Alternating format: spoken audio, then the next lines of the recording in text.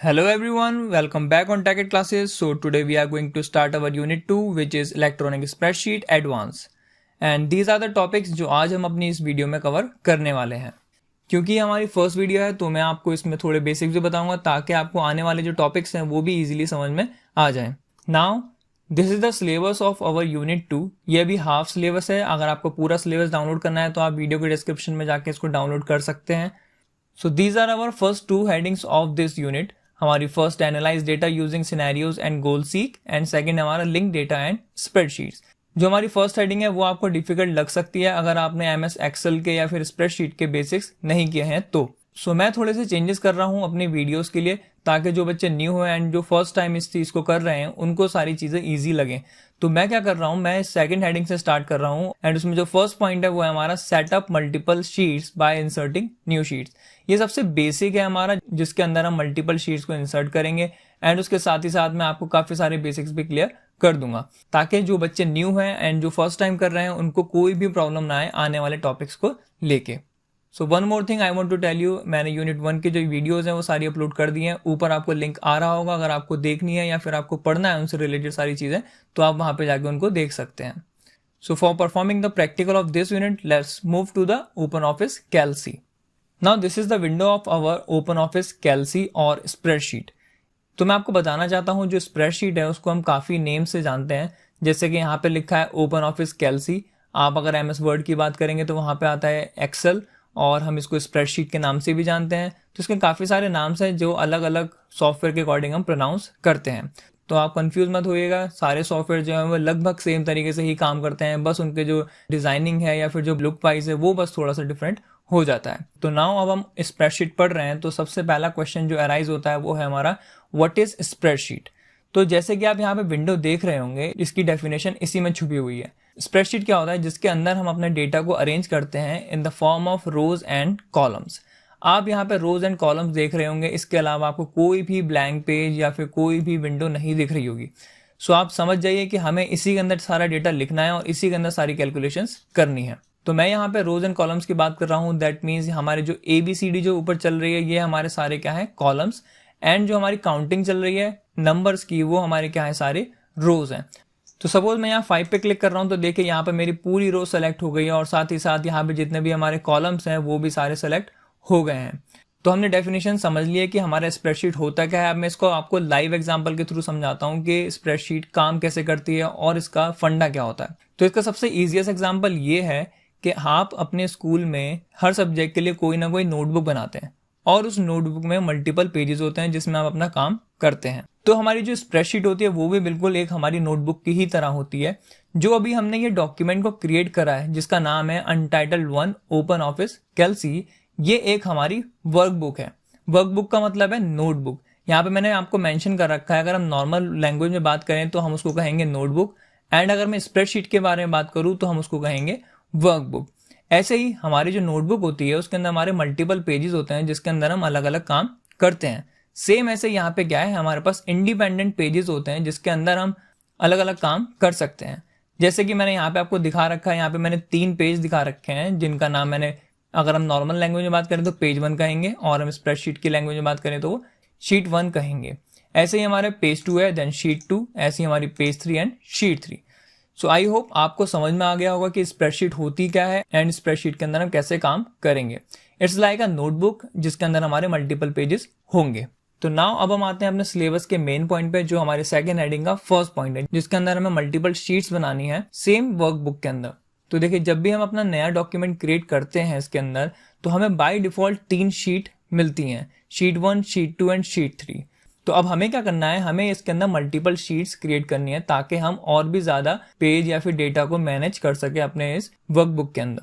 तो वही चीज हमें देखनी है कि हमें और शीट्स कैसे क्रिएट करनी है. अगर हमें इंडिविजुअल क्रिएट करनी है तो कैसे करेंगे और अगर हमें मल्टीपल शीट्स को क्रिएट करना है एक ही बार में तो वो हम कैसे करेंगे. सो देयर आर 3 वेज जिसके थ्रू हम अपने डॉक्यूमेंट के अंदर शीट्स को इंसर्ट कर सकते हैं. First one is we have to move to the insert option. हमें यहाँ पे क्लिक करना है. क्लिक करने के बाद हमें ऑप्शन मिलेगा शीट का. अब मैं जैसे इस शीट पे क्लिक करूंगा तो देखिए यहाँ पे एक विंडो ओपन हो जाएगी. तो सबसे पहला ऑप्शन है हमारा पोजीशन. पोजीशन में हमने पहले से ही बाय डिफॉल्ट ऑप्ट हुआ है वो है हमारा बिफोर करंट शीट. तो जैसे ही हम इस शीट को इंसर्ट कराएंगे वो हमारी करंट शीट से पहले इंसर्ट होगी। ऐसे ही सेकंड हमारा ऑप्शन है आफ्टर करंट शीट। हमारी करंट शीट है यहाँ पे शीट 1 एंड अगर हम इस शीट को क्रिएट करते हैं तो हमारी जो शीट है वो शीट 1 के बाद में क्रिएट होगी, मींस शीट 1 एंड शीट 2 के बीच में। नाउ नेक्स्ट ऑप्शन आता है हमारा शीट, एंड शीट के अंदर भी हमारा फर्स्ट ऑप्शन है न्यू शीट। अब ये पूछ रहा है हमसे कि नंबर ऑफ शीट्स हमें कितनी चाहिए, तो यहाँ पर बाय डिफॉल्ट 1 है। हम इसके अंदर मल्टीपल शीट्स भी क्रिएट कर सकते हैं। देखिए यहाँ पे नंबर्स इंक्रीज हो रहे हैं, जितनी शीट्स हम चाहें वो इंक्रीज कर सकते हैं, लेकिन हम इसके अंदर कोई भी नेम नहीं दे सकते अगर हमारे पास मोर देन 1 शीट्स होंगी तो। अभी मैं देखिए यहाँ पे इसको 1 कर देता हूँ, तो देखिए यहाँ पे जैसे ही ये 1 पहुंचा है वैसे ही यहाँ पर देखिए इसका नेम का जो ऑप्शन है वो इनेबल हो गया है। अब मैं यहाँ पे अपने शीट का कोई भी नाम दे सकता हूँ। बाय डिफॉल्ट यहाँ पे शीट 4 आ रहा है, वो इसलिए क्योंकि हमारे पेज में ऑलरेडी 3 शीट्स बनी हुई हैं, इसलिए हमारे पास बाय डिफॉल्ट जो नेम आया है वो क्या आया है, sheet 4। So this is the first way जिसके थ्रू हम अपनी शीट्स को क्रिएट कर सकते हैं। अब इसको कैंसिल करता हूं, अभी मैं इसके थ्रू अपने शीट को क्रिएट नहीं करूंगा। नाउ आफ्टर दिस हमारा सेकंड ऑप्शन है जिसके थ्रू हम शीट क्रिएट कर सकते हैं, वो है हमें बॉटम में आना है। बॉटम में आने के बाद यहाँ पे हमें शीट 1, शीट 2, शीट 3 दिख रही है। हम यहाँ पे किसी पर भी राइट क्लिक करेंगे तो हमें ऑप्शन मिल जाएगा इंसर्ट शीट का। अब मैं जैसे इस पर क्लिक करूंगा वही सेम विंडो ओपन होगी जो अभी हमने ओपन करी थी। नाउ ये है हमारा सेकंड वे जिसके थ्रू हम अपनी शीट्स को इंसर्ट कर सकते हैं अपने डॉक्यूमेंट के अंदर। अब मैं आपको दिखाता हूँ थर्ड वे। थर्ड वे क्या है, हमारा शीट 3 के बाद एक ब्लैंक स्पेस है, हम यहाँ पर राइट क्लिक करेंगे तो देखिए हमारा यहाँ पे क्या आ रहा है, इंसर्ट ऑप्शन सेम जो भी पहले आया था। क्लिक करते हैं, क्लिक करने के बाद देखिए यहाँ पे फिर वही विंडो ओपन हुई है, बिल्कुल सेम जैसे भी हमने क्लोज करी थी। So these are the 3 ways जिसके थ्रू हम अपनी शीट्स को इंसर्ट कर सकते हैं। अब मैं फाइनली आपको एक शीट इंसर्ट करके दिखाता हूँ कि हम उसको कैसे यूज कर सकते हैं। तो देखिए अभी जो ऑप्शन है फर्स्ट हमारा वो ऑप्शन ऑप्ट है बिफोर करंट शीट। तो अभी हम जो शीट पे हैं वो है हमारा शीट 2। अगर आप देख पा रहे हो तो यहाँ पे शीट 2 है जो वो हाईलाइट हुई हुई है। तो अब मैं जो चाहता हूँ अपनी शीट वो बिफोर करंट शीट चाहता हूँ, दैट मीन जो शीट 1 और शीट 2 के बीच में वो शीट आएगी। ओके, सो इस चीज का ध्यान दीजिएगा। नाउ शीट हमें कितनी चाहिए, अभी मैं एक ही शीट क्रिएट करके दिखा रहा हूँ ताकि मैं आपको नेम भी चेंज करके दिखा सकूं। तो मैं इस शीट का नाम देता हूं माई शीट और मैं इसको करता हूं ओके। और देखिए जैसे मैंने ओके करा है यहाँ पे आप देखिए शीट 1 और शीट 2 के बीच में हमारी माई शीट ऐड हो गई है। सो दिस इज द वे जिसके थ्रू आप शीट को ऐड कर सकते हैं। अब मैं आपको दिखाता हूं मल्टीपल शीट ऐड करके। अब मैं राइट क्लिक करता हूं शीट 3 पे एंड इंसर्ट पे जाते हैं। इंसर्ट पे जाने के बाद हम आफ्टर करते हैं ताकि हमें शीट 3 के बाद जितनी भी हम नई शीट इंसर्ट करें वो ऐड हो जाए। तो हम इसको ऑप्ट करते हैं। ऑप्ट करने के बाद अब मैं नंबर ऑफ शीट्स को अब ऐड कर देता हूं ज्यादा। तो हम यहाँ पे 5 शीट्स ऐड करना चाहते हैं और अब मैं करता हूं ओके। अब मैं जैसे इसको ओके कराए तो आप यहाँ पे ध्यान दीजिएगा हमारी शीट्स जो हैं वो इंक्रीज हो गई हैं। देखिए मैं इसको आगे कर रहा हूँ एरो को, तो देखिए हमारी टोटल शीट्स अब कितनी हो गई हैं, 9। सो ये तरीका है जिसके थ्रू हम सिंगल शीट भी ऐड कर सकते हैं और मल्टीपल शीट्स भी ऐड कर सकते हैं। नाउ अभी हमारा एक ऑप्शन और रह गया है जो हम न्यू शीट क्रिएट करने के टाइम पे बहुत ज्यादा अच्छी तरीके से यूज कर सकते हैं। वो मैं आपको दिखाता हूँ। राइट क्लिक करते हैं, फिर से इंसर्ट पे जाते हैं। हमारा जो लास्ट ऑप्शन बचा है वो है फ्रॉम फाइल। अब ये जो ऑप्शन है ये बहुत इंपॉर्टेंट ऑप्शन है और बहुत यूजफुल ऑप्शन है अगर आप मल्टीपल डॉक्यूमेंट्स में काम कर रहे हैं तो अगर आप किसी दूसरे डॉक्यूमेंट को या दूसरी स्प्रेडशीट को अपने इस करंट डॉक्यूमेंट की करंट शीट में ऐड करना चाहते हैं तो आप उसको भी ऐड कर सकते हैं। वो कैसे होगा, हमें ऑप्ट करना है फ्रॉम फाइल का ऑप्शन और हमें जाना है ब्राउज पे। अब ब्राउज पे जाने के बाद हमारी एक विंडो ओपन होगी जहां पर भी हमारी वो स्प्रेडशीट की फाइल होगी, वहां पे हमें जाना है। यहाँ पे मैंने अपने डेस्कटॉप पे क्रिएट कर रखी है। आप अपने सिस्टम में जाके यहाँ से किसी भी ड्राइव में जाएंगे जहां पर भी आपकी फाइल होगी वहां पे जाके आप उसको ऐड कर सकते हैं। तो मैं यहाँ जाता हूँ, अपनी फाइल को अटैच करता हूँ और मेरी फाइल का नाम है रिजल्ट। तो मैं इस रिजल्ट को ऐड करता हूँ अपनी शीट के अंदर और यहाँ पर देखिए वो जो रिजल्ट वाली फाइल है उसके अंदर मेरी 3 शीट्स हैं और वो यहाँ पर ऐड हो गई हैं। मैं साइड बाय साइड आपको रिजल्ट वाली फाइल भी ओपन करके दिखा देता हूँ ताकि आपको कोई भी कंफ्यूजन ना हो। तो देखिए ये है हमारी result.ods जो कि मैंने अपनी करंट डॉक्यूमेंट में लोड करी है। आप अगर यहाँ पे देख पा रहे होंगे तो यहाँ पे देखिए शीट 1, शीट 2 एंड शीट 3 है और वही देखिए यहाँ पर ऑटोमेटिकली लोड हो गई है जो भी हमने करी थी। अब यहाँ पे एक ऑप्शन और है वो है लिंक का। तो लिंक से यह फायदा होगा कि हमारी जो फाइल है ये वाली जो हम इस फाइल के अंदर लोड कर रहे हैं अपनी करंट फाइल के अंदर वो ऑटोमेटिकली लिंक हो जाएगी। अगर मैं अपनी पुरानी वाली फाइल में मींस result.ods में कुछ चेंजेस करूंगा तो वो ऑटोमेटिकली इस फाइल के अंदर भी रिफ्लेक्ट करेंगे। वो मैं अभी आपको करके दिखाता हूँ क्या होगा उससे। तो अभी मैंने लिंक पे क्लिक कर दिया है और मैं शीट 1 को अटैच करना चाहता हूँ अपने इस वर्कबुक के अंदर। तो हम करते हैं ओके, और मैं जैसे ओके करूंगा तो देखिए अपडेट ऑल लिंक्स का ऑप्शन आ रहा है और मैं यस करता हूं और देखिए यहाँ पर हमारा टैगेड क्लासेस का जो डेटा है वो यहाँ पर लोड हो चुका है। तो हमने क्या करा, अपने पुराने डॉक्यूमेंट को अपने नए डॉक्यूमेंट के अंदर लोड कर लिया है और हमने उसको लिंक भी कर लिया है ताकि अगर हमारा एक डॉक्यूमेंट में चेंज हो तो वो हर डॉक्यूमेंट के अंदर चेंज हो जाए। सो इसके चेंजेस रिफ्लेक्ट करने के लिए पहले हमने जो न्यू फाइल बनाई है उसको सेव करना होगा। तो हम इसको सेव करते हैं, फाइल सेव, और हम इसको कुछ नाम दे देते हैं। तो मैं इसको सेव कर देता हूँ माई फाइल के नाम से। एंड देखिए एक चीज़ का और ध्यान दीजिएगा, यहाँ पे जो हमारा एक्सटेंशन होता है ओपन ऑफिस कैल्सी में वो होता है .ods। तो मैं करता हूँ सेव, एंड सेव करने के बाद हम इसको क्लोज कर देते हैं। अब मैंने जो माई फाइल है उसको मैंने सेव करके क्लोज कर दिया है। अब मैं अपनी पुरानी फाइल में कुछ चेंजेस कर देता हूँ मार्क्स के अंदर। तो देखिएगा कि रिफ्लेक्ट करते हैं वो मार्क्स हमारी न्यू फाइल के अंदर या नहीं। तो मैं यहाँ पे चेंज कर देता हूँ, 60 से कर देता हूँ मैं यहाँ 90, एंड यहाँ पे 77 से मैं कर देता हूँ 90। और हम इसको क्या कर देते हैं, सेव कर देते हैं अपनी फाइल को। एंड अब सेव करने के बाद जो हमने अपनी नई फाइल बनाई थी उसको ओपन करते हैं। अब मैं इसको डबल क्लिक करता हूँ एंड ओपन करते हैं।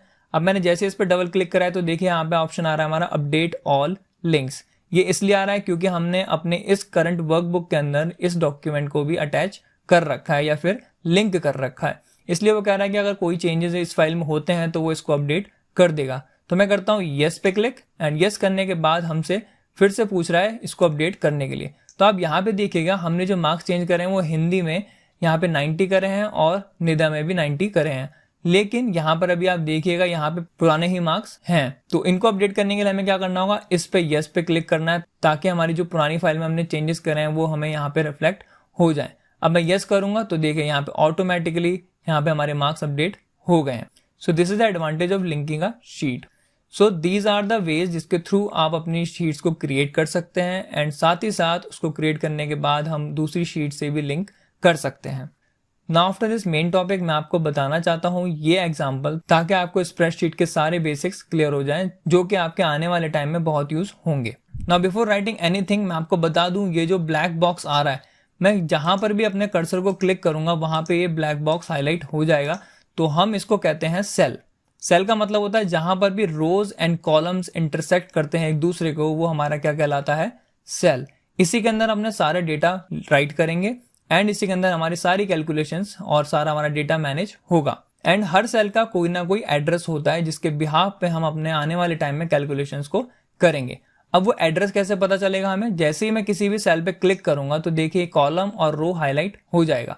अब इसका एड्रेस पता करने के लिए सबसे सिंपल तरीका है, हमें यहाँ पर जाना है। यहाँ पर देखिए एक हमारा नेम बॉक्स है जिसके अंदर हमें क्या मिल रहा है, G9। अब यहाँ पर जो G9 है वो है हमारा कॉलम एंड रो।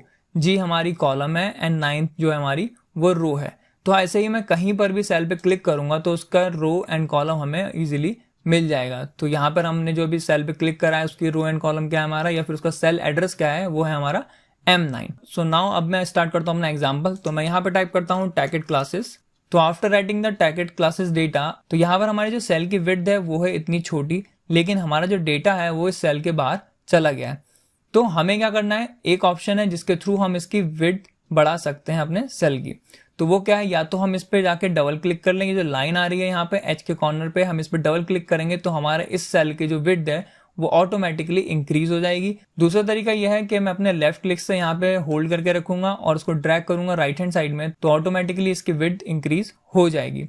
नाउ अब मैं इसका साइज इंक्रीज करना चाहता हूँ तो मैं इसको डबल क्लिक करते हैं और इसको सेलेक्ट करते हैं डेटा को, और हम इसको साइज इंक्रीज कर देते हैं 28।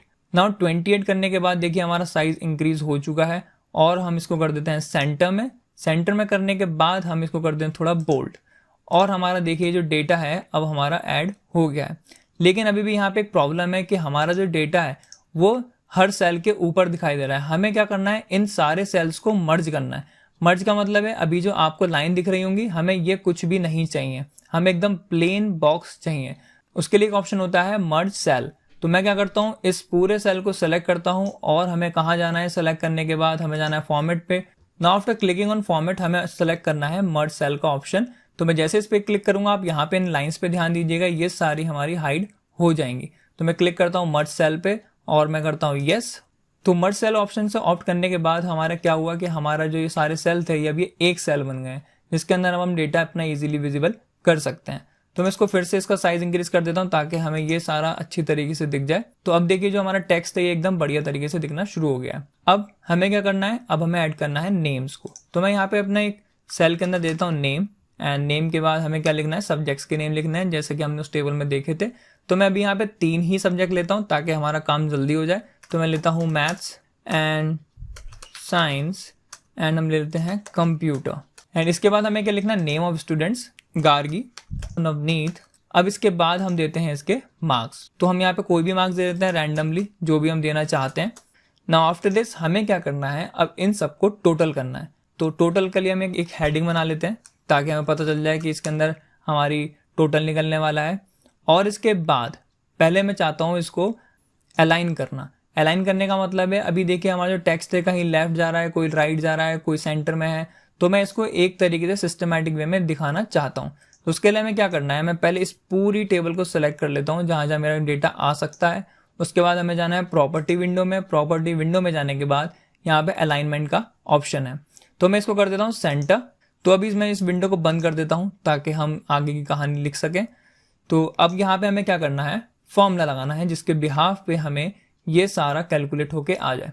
तो स्प्रेडशीट का इस्तेमाल हम इसलिए करते हैं ताकि हमारे जो काम है वो बहुत ज़्यादा फास्ट हो जाए और ऑटोमेटिक हो जाए।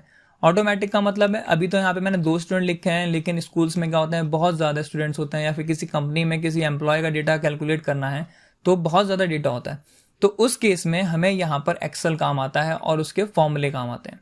तो अभी मैं फॉर्मूले सारी डिटेल में नहीं बताऊंगा, अभी मैं सिर्फ आपको बेसिक बता रहा हूँ जिसके थ्रू फॉर्मूले अप्लाई होते हैं। तो अभी हमें क्या करना है, अभी हमें इन बच्चों के मार्क्स कैलकुलेट करने हैं। तो सबसे बेसिक तरीका बता रहा हूँ जिसके थ्रू हम इनके सारे मार्क्स को टोटल कर सकते हैं। तो जब भी हम कोई फॉर्मूला अप्लाई करते हैं तो हमें उसके लिए क्या करना होता है, इक्वल साइन लगाना होता है। अगर हम इक्वल साइन नहीं लगाएंगे तो हमारा कोई भी फॉर्मूला अप्लाई नहीं हो पाएगा। अब इक्वल साइन लगाने के बाद हमें सेल्स को सेलेक्ट करना है। सेल सेलेक्ट करने के लिए हमें क्या करना है, हमें जो भी सेल सेलेक्ट करना है उस पर क्लिक करना है। अब मैं जैसे क्लिक करूंगा ऑटोमेटिकली देखिए यहाँ पे H7 ऐड हो गया है। अब आप कहेंगे कि H7 क्या है, यहाँ पे अभी हमने बात करी थी, H7 जो है हमारा क्या है, सेल एड्रेस। तो अब हमें क्या करना है, अब हमें प्लस करना है नेक्स्ट मार्क्स। तो मैं प्लस पे टाइप करता हूँ और उसके बाद नेक्स्ट सेल पे क्लिक करता हूँ और देखिए यहाँ पे ऑटोमेटिकली I7 आ गया है। और फिर अगेन प्लस टाइप करते हैं और हम करते हैं कंप्यूटर के मार्क्स, और हमने तीनों मार्क्स को सेलेक्ट कर लिया है। अब मैं जैसे ही एंटर करूंगा हमारे जो मार्क्स हैं वो टोटल हो जाएंगे। अब एक चीज़ और है, ये जो हमने फॉर्मूला लिखा है वो हमें यहाँ पर भी देखने को मिल जाएगा। हम इसको इनपुट लाइन और फॉर्मूला बार भी कहते हैं। अब मैं जैसे एंटर करूंगा अपने सेल पर तो देखिएगा हमारा रिजल्ट आ जाएगा। तो मैं एंटर करता हूँ तो हमारा जो टोटल आया है वो आया है 255। तो ये तो था बेसिक वे जिसके थ्रू हम अपने फॉर्मूला को अप्लाई कर सकते हैं। अब मैं एक फंक्शन बताता हूँ जिसके थ्रू हम अपने सम को और भी ज़्यादा इजीली क्रिएट कर सकते हैं। तो मैं करता हूँ इक्वल में, जैसे कि मैंने बताया जो भी फॉर्मूला हमें यहाँ पे अब लगाना है वो सिर्फ इक्वल से ही स्टार्ट होगा। और अब मैं टाइप करता हूँ सम। अब जैसे मैंने सम टाइप करा है देखिए यहाँ पे हमें ऊपर ऑप्शन मिल गया है सम 0। ये 0 नहीं है, ये हमारा ब्रैकेट है। ये आपको 0 लग रहा होगा लेकिन ये हमारा क्या है, ब्रैकेट। अब मैं ब्रैकेट स्टार्ट करता हूँ अपना। अब जैसे मैंने ब्रैकेट लगाया तो यहाँ पर हमसे कह रहा है नंबर्स ऐड करने के लिए। अब मैं आपको बताता हूँ रेंज के बारे में। रेंज का मतलब है अगर हमें एक से ज़्यादा सेल्स को सेलेक्ट करना है तो हम क्या करते हैं, रेंज ले लेते हैं। अब रेंज लेंगे कैसे, अभी हमारा जो ये वाला करंट सेल है वो है H और हमारा रो क्या है 8। तो मैं H8 से लेके J8 तक हमें सेल सेलेक्ट करने हैं। तो हम क्या करेंगे, हम यहाँ पे क्लिक करेंगे और इसको ड्रैग कर देंगे यहाँ तक। तो रेंज से कैसे क्रिएट हुई, H8 से लेके J8 तक।